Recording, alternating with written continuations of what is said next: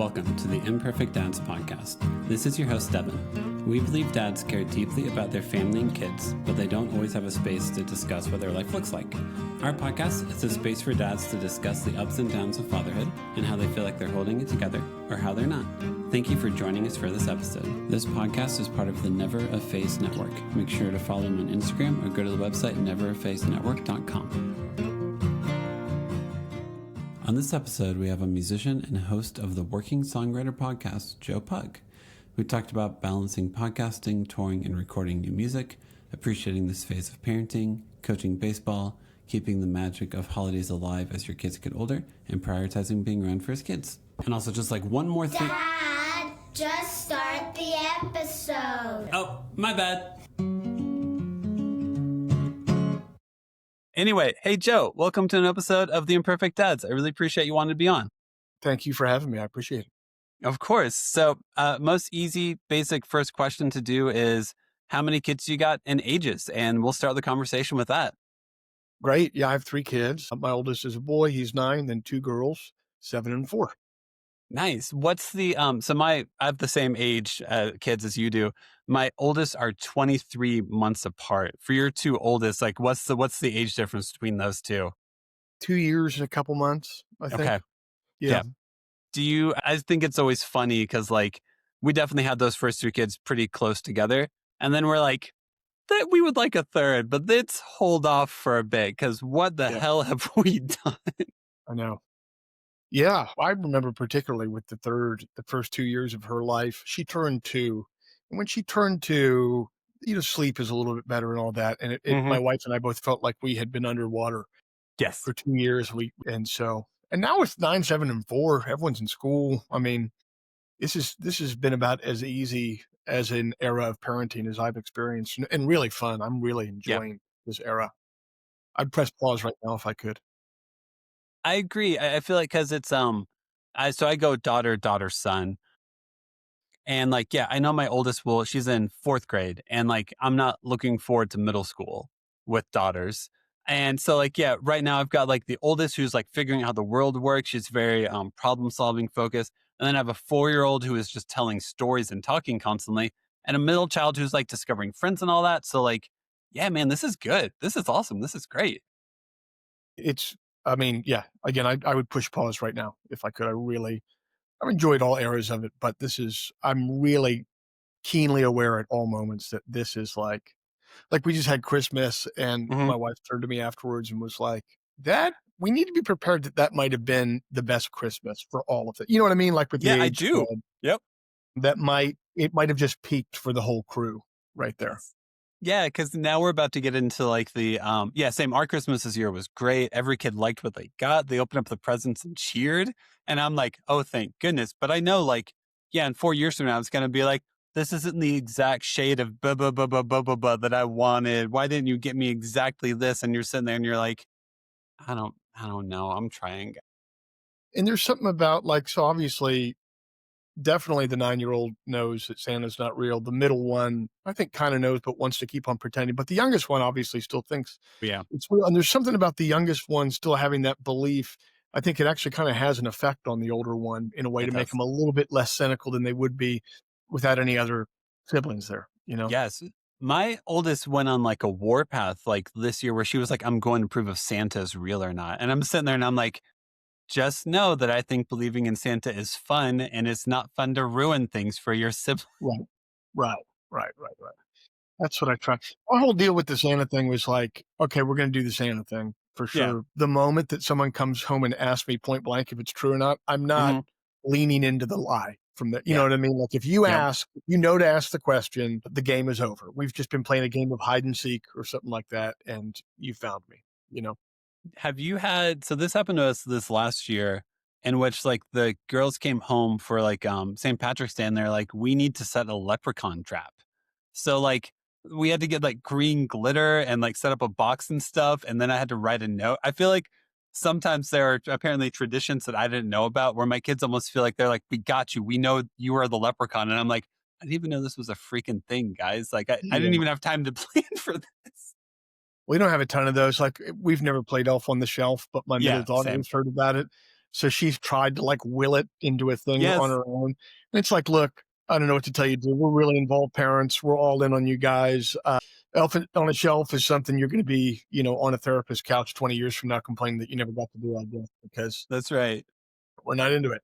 We got hit with the Easter bunny where like I think I'd gone to like Kroger or something like that and bought them some stuffed animals. And then they're like, "You bought these. It wasn't the Easter bunny." And I was like, "We've never done the Easter like this. We've never We've done never even that." done that. That's right. Like I don't. Yeah, That's that's that's funny. the thing about your kids going to school that like I didn't anticipate was like we didn't do like a lot of Disney movies and stuff. And then my kids went to school and they're like, "Why aren't we watching Frozen?" And you're like, "We can watch Frozen. I Yeah. don't care Yeah. that Yeah. much, guys." Yeah. It's crazy. You realize, your influence starts to wane on them It more and does. more every year. Those Yeah. first 5 years, like you are the sun, the moon, and the stars. You know what I Hmm. mean? Yeah, it changes. It does. How does it whenever you because you're a musician, I know you do podcasting and stuff like that. Do you are you still pretty active with touring or is there gaps of time in which you're away for a good week or two out on the road? Yeah, when I had kids, I changed it from a model. I used to play 150 to 200 shows a year, That's a lot. so it's a lot. Yeah, Yeah. but that's kind of what your late 20s and early 30s are Hmm. for. Pre-kid time, that's what it's for. So I worked really, really hard on the road, and then when my wife got pregnant with our first, I immediately knew. I always knew that that was going to Hmm. be the end of that era. So I switched down to doing about 50 or 60 shows a year, Okay. and but the main thing I do is I don't do them in large chunks. They used to be 8-week tours, 10-week tours. Oof. And now, yeah, but when you don't have kids and It's then you're fine. off for 3 Yeah. months and, Yeah. it wasn't that bad. And then when my son was born, I did one trip to Australia that was like 11 days long. And by day Hmm. 5, I was like, uh-uh, not happening. I've never done anything that long Okay. ever again. I typically go on 3, maybe 4-day trips, over a weekend. But it works out good. I mean, like, I play Thursday, Friday, Saturday, Sunday. Friday, Saturday, Sunday. I told my agent I want to tour like a stand-up comic instead. That's what they do. They go, and no one comes to shows on Mondays and Tuesdays anyway, so it No. it works out.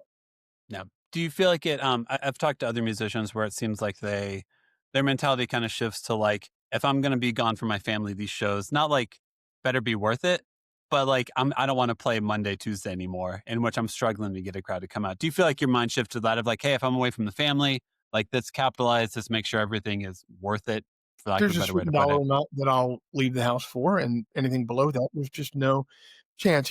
There's always a saying in music, like a gig should have one of the 3 things. It's either got to be, good money, a good hang, or a good opportunity.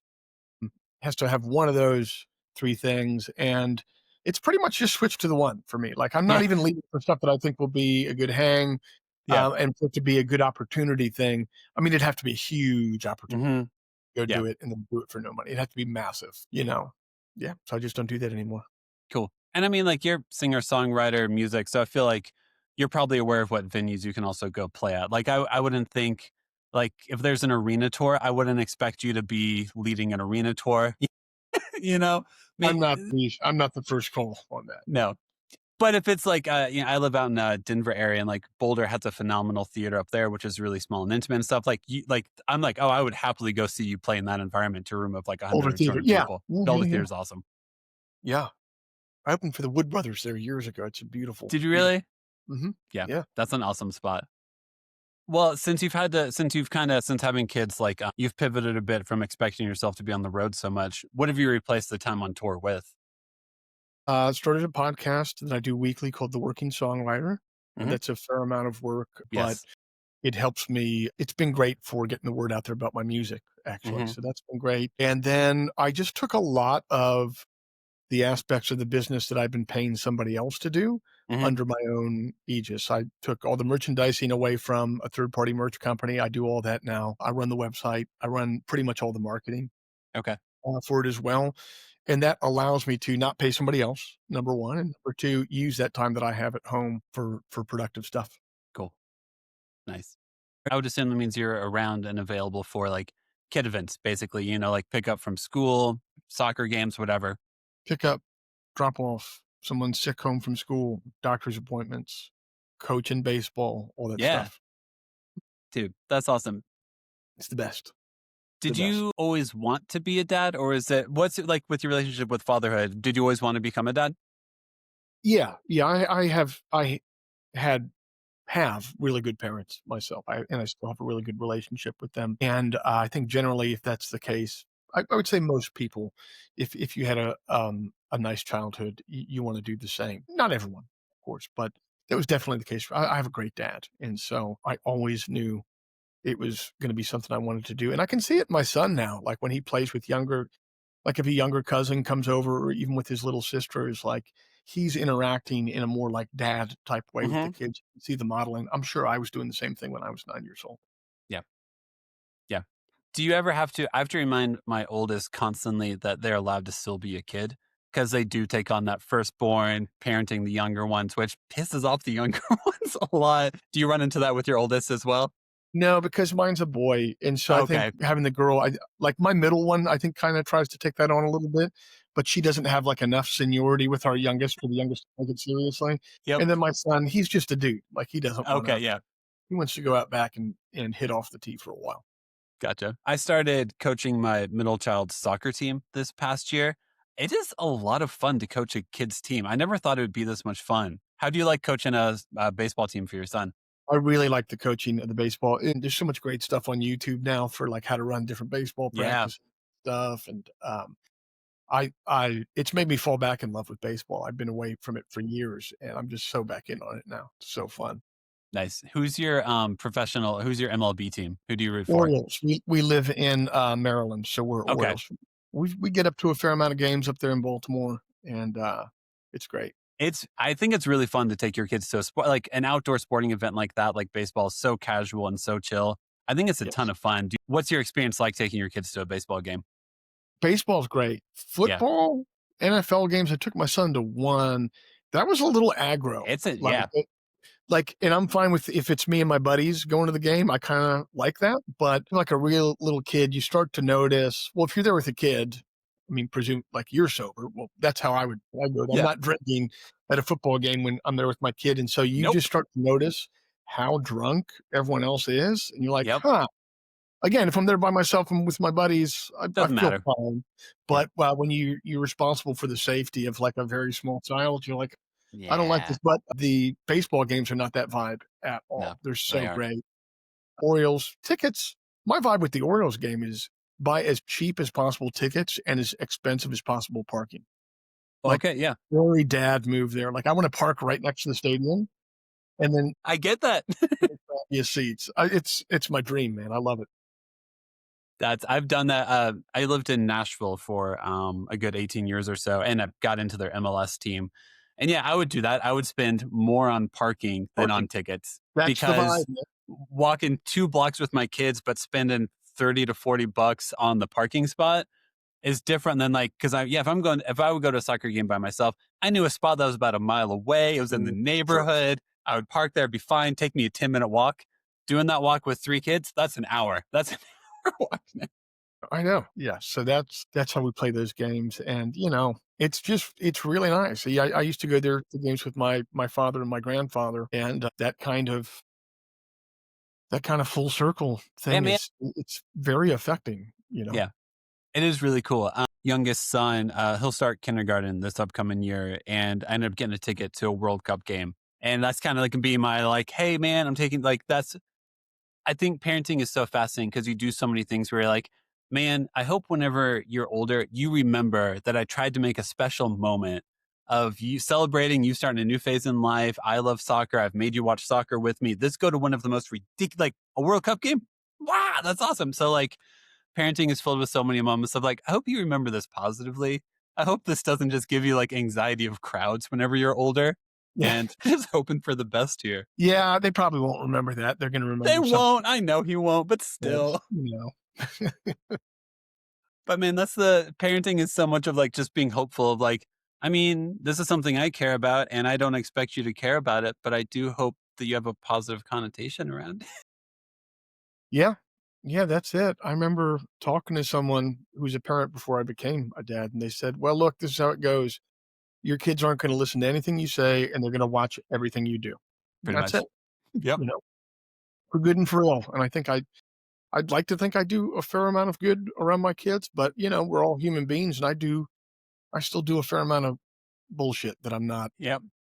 thrilled about. But, at a certain point, you gotta give it up to grace, and, yeah. Yep, pretty much. I always the advice I'll give people who are about to be new dads is similar to that. Is like you don't realize that your main responsibility now is to define what someone's views as normal. So like how you treat people, That's great. how kind you are, what like if you are short with your wife, short with strangers or stuff like that, your kid's now going to assume that's what how people normally act, and it's going Yes. to take you a bit to realize how much scrutiny you're actually under at all times. And yeah, and you can see it coming out. Like sometimes you go to a park and you hear a little kid yell at someone or yell at an adult in a certain way. And I think to myself, like, I just learned how the dad talks to the mom, but behind closed doors. Like dead Yep, seriously. You know yep, what I mean? Like that's, yep. you know, Yep. And I'm also not trying to be the judgmental, but yeah, you watch some kid react and you're like, "Did you learn that from I'm sure somewhere?" my kids have read stuff on a park where they think other parents clearly think that about me. I mean, but we're not, Yeah, we're human beings, man. We have major failures that can't mhm, be, you try to remediate them as best as you can, but you do. is what it is. Kids are just a constant mirror and a great reminder of how much of a smartass you are. That's basically Yeah, what they do. 100%.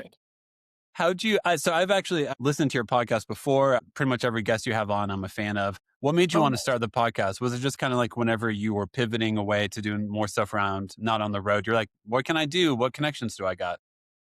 That was part of it. Another part of it is I'm just not particularly good at social media, like, Okay. and I knew that about myself. It was one of those deals like when you own a business and you're not good at social media, like every 6 months you'll say to yourself, like, all right, this is the month where I start posting 5 to 7 times per week. And I'm not going to give 30-second it, reels. and we're going to do 30-second reels. And the point of this is being consistent, and we're going to do it, and we're going to stick with it. And then 3 weeks later, I would stop doing it because it's not my medium. You know what I mean? And then I listened to a lot of podcasts and I felt like, that I tend to jive with that a little bit Yeah. more. And indeed, that's the case. Like I'm more interested in it. I think I'm better at it. And that has made it so, I've posted a podcast every week for 10 years now and I haven't missed one because Nice. I'm Yeah. interested in it because it is my medium. I think I think, yeah, it's just all about finding your medium. I was never going to be Instagram. I don't even Yeah. have a TikTok.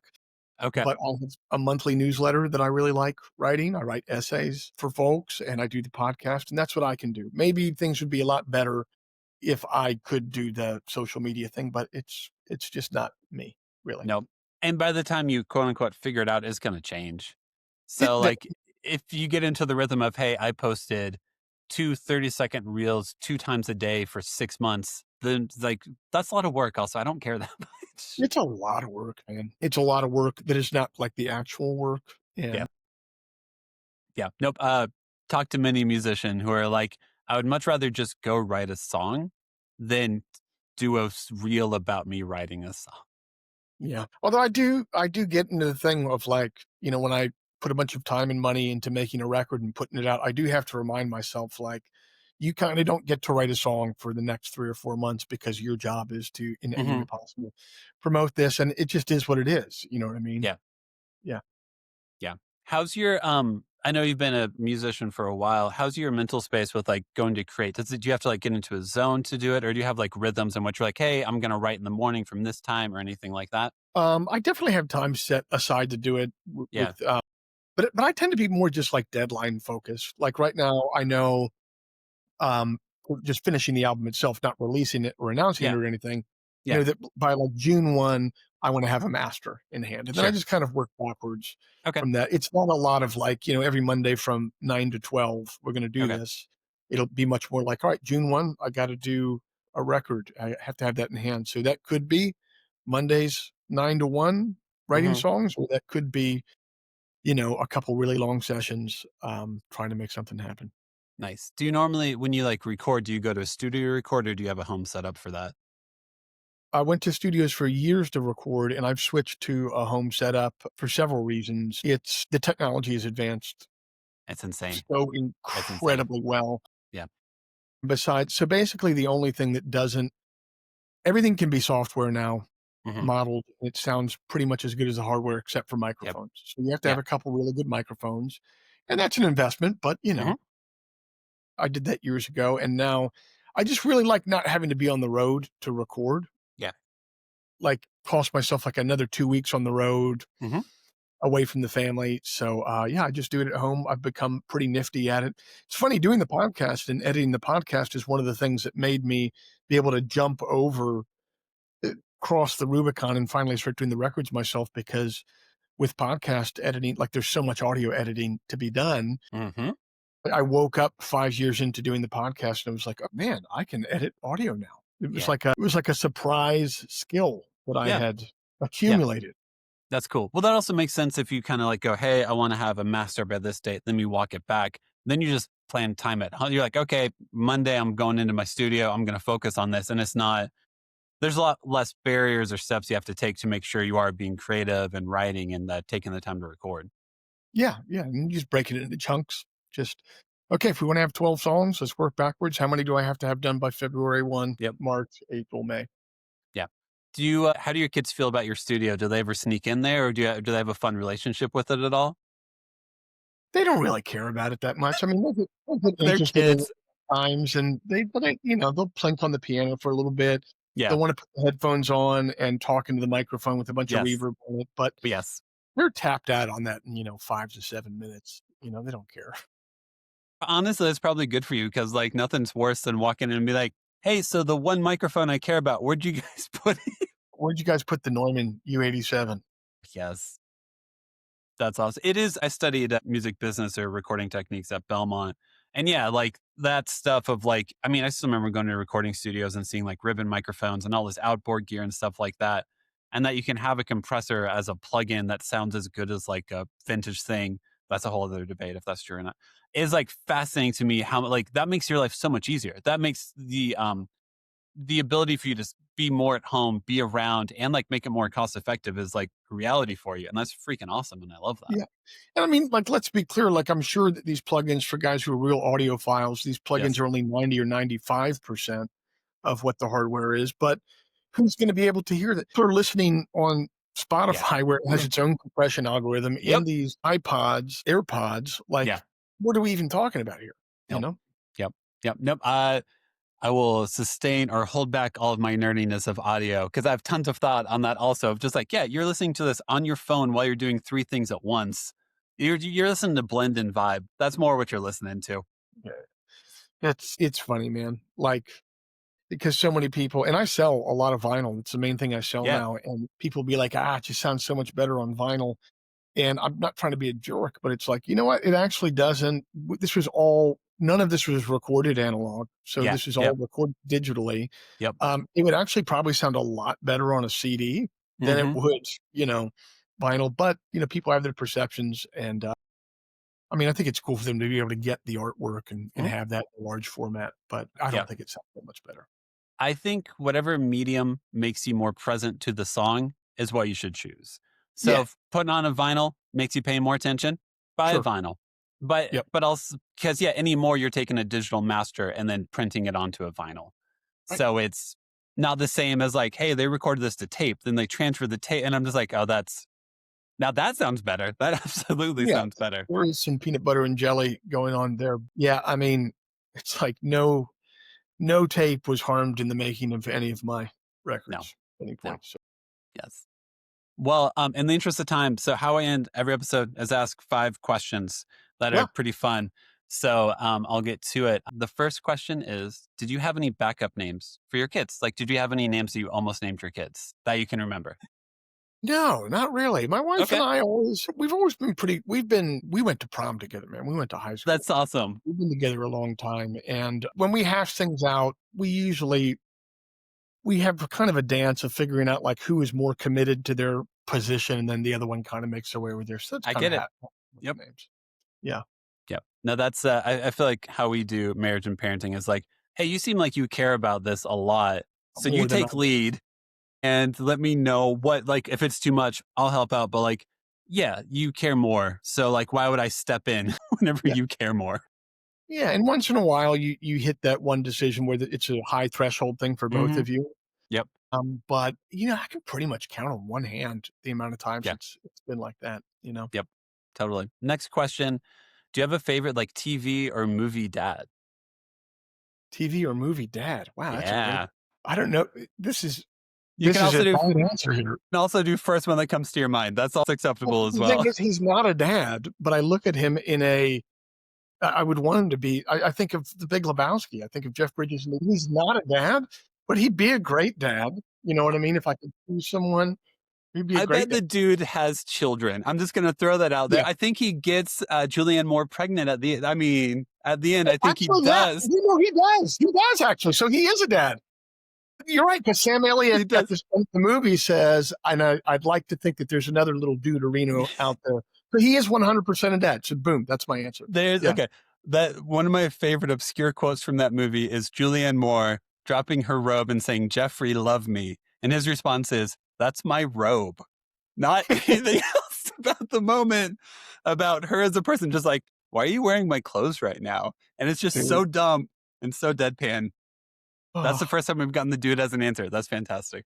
he in that same scene, one of my favorite lines is he's going over like his resume with her and he's smoking a roach. And he goes, roadied for a while, Metallica on the Speed of Sound tour. Bunch of assholes. It's just so casual and so dumb. Little It's throwaway so line, but perfect. it's so good. Next question. What's your go-to replacement curse word? Like you stub your toe, someone cuts you off in traffic. God bless America. The emphasis I feel like has to be on God. That's like the real big, like, God bless America. Like you go up That's and then you go down. that's it. That's awesome. Next question. What's your favorite like kids toy or activity? Like what's one of your favorite things to do with your kids? Well, we got a new one that's really cool that we just started doing. I'm like a board game guy. I like to throw Yeah. a lot with my son. But we just discovered, so he pitches a lot. And I just discovered kids this age at 9 years old, if they pitch in the off season, they're not supposed to throw a baseball for 3 to 4 months. Okay. They're not even supposed to take fielding practice and throw, much less pitch. Has something to do with, I've read about this, like the plates that are growing. I've never even heard reference to plates in a human body before. But anyway, so he can't, I told him, a couple weeks ago, I'm like, look, now that you're pitching, man, like you're not throwing until the season starts again in April. Like I've looked this up. All the doctors agree. All the sports medicine people agree. This is a widely agreed upon thing. You're not throwing. And so he's like, well, there's no baseball on. I can't throw the baseball. What are we going to do? So I found this game. It's called Stratomatic Baseball. It's been around for a really long time. And what they do is they take actual player statistics and they transfer them somehow into like outcomes in a game. And then you roll dice. Someone else is playing a pitcher against your batter. You roll dice to decide what the outcome are. It's kind of like Dungeons and Dragons, but for baseball. Okay, cool. We've been playing this a lot. Me and him play it a lot, and him and his buddies have gotten into it now too. And Cool. because we don't do, and this is no shade on anybody else and the way that they do things, but one of the hills that I'm dying on is like no video games in the house. I didn't grow up with video games. I understand that some people can have a healthy relationship with it, but I've seen a lot of particularly young boys not have a healthy relationship with it. Yep. So all of his buddies, 2 years ago, it was like, Dad, everyone's getting a Mhm. Nintendo Switch for Christmas. I'm like, man, Not us. life ain't fair, buddy. You know what I mean? So Yes, I do. I've had to find so many things. I don't want him to have to like feel like he's living without, though. You know what I mean? He's just twiddling his thumbs at home. So this game has been another successful entrant into the category of like, you can have fun without, playing strangers on the internet in Fortnite. I promise Yep. you can have a Pretty happy much. life. And also just like dopamine hits, like, hey, video games are designed to give you like they're designed to mess with your brain waves. So let's avoid that if we can. That's it. Like the one exception we make, we go on a week-long vacation every summer. And so I had this bright idea. I'm like, I'm going to buy an old school Nintendo 64 and get him Yeah. some games Yeah. for that. And you can play on vacation. Again, like Mhm. I don't want to, but even then, so we'd take it on vacation during that week. I'd let him play some. You can see like the hook being set for that dopamine thing that you're talking about. And we left the vacation and my wife and I were just like, we've never seen a better endorsement for one of our parenting decisions than seeing that Yep. hack his brain in real time. Yeah. Yep. And that was even a 64 doesn't have any internet capability. Yeah, it's like the dumbed down version of it. And it's And he was getting to play GoldenEye, which is a pretty Yeah, it's. good game there. I'll come to your house. What's up? Yeah, seriously. No, he would be going to bed on vacation, and my wife would fall asleep, and I'd be like, time to maybe we'll just Yep. go play Facility really quick. Yeah, right. Yeah. Yep. That's also the fun. We do that also. We're like, hey, let's see if our kids are ready for this yet. And then you quickly realize like, nope, not yet. So this isn't a bad thing, but for us, we're not a fan of it. Yep. No, not. It's just, yeah, again, and I'm sure I'm doing plenty of other things that other parents would cringe at that I let my kids do. But yeah, Yeah, the video game thing, that my one, son, yeah. I'm just out on. Yep. And then last question for you is, do you have a least favorite kids show, song, anything like that? Like anything whenever your kids would watch it or listen to it, you're like, oh, I can't stand this. This is the worst. Yeah, we had to get, for some reason, when my son was like 4 or 5, I didn't realize like how insidious YouTube was. So like we opened that door for like a moment. Yeah. Had to be shut. Yep. But there were a couple games on there, or a couple shows on there where it's like someone playing Minecraft and you just watch them play Minecraft. Yep. And that was the reason that my son can't even freaking play Minecraft. We don't even allow him to do that. He has no access to it. Someone else play it. And so that's actually that was the thing that made me close the door on YouTube of like, no, like turns out you can shut Pandora's box when you're a parent. It's just like. You can't. Yeah. For a while. We're not happy about it, but it was like, no, oh, wait, I made a major mistake by even opening this door. It's being closed out. And that show, I think it was called Mikey and JJ or something like that, where they're just playing Minecraft. And I was like, hell no, no chance. Yep. YouTube is we have found some people make like domino, like runs on and stuff like that. We'll set up like dominoes and it's like 5 million dominoes and they push it down. And I'm like, that's awesome. Cool. But then the kids see like in the related videos, like all these other things. And I'm like, no. I only trust like 3 things of content on this app. I know. We'll use it to like learn stuff too. Yes. Like I let my son do like, I found a coach, this guy named Coach Dan Blewett, who does pitching tutorials and stuff on there. So like, in the same way that I use it for my business and when I'm trying to learn a new skill, we can use it as a tool. Correct. But this thing of like, you're going to screw off down into the basement and turn on, the child's equivalent of a doom scroll, like basically. No. Nope. No.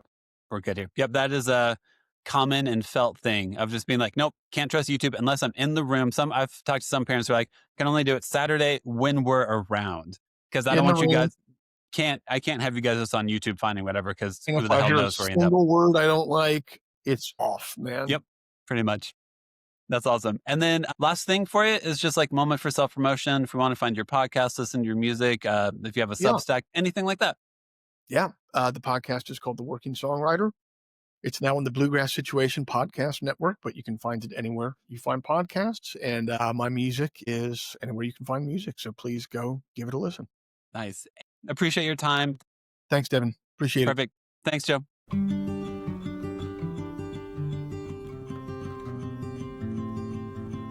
Thank you so much for listening to the episode. Make sure to follow us on Instagram, TikTok, and YouTube at the Imperfect Dads Podcast. And make sure to give us 5 stars wherever you listen to us. Music, editing, and production is all done by me. Make sure to tune in on Mondays and most Thursdays for new episodes. This podcast is part of the Never Effaced Network. Make sure to go to neverefacednetwork.com to learn more about them.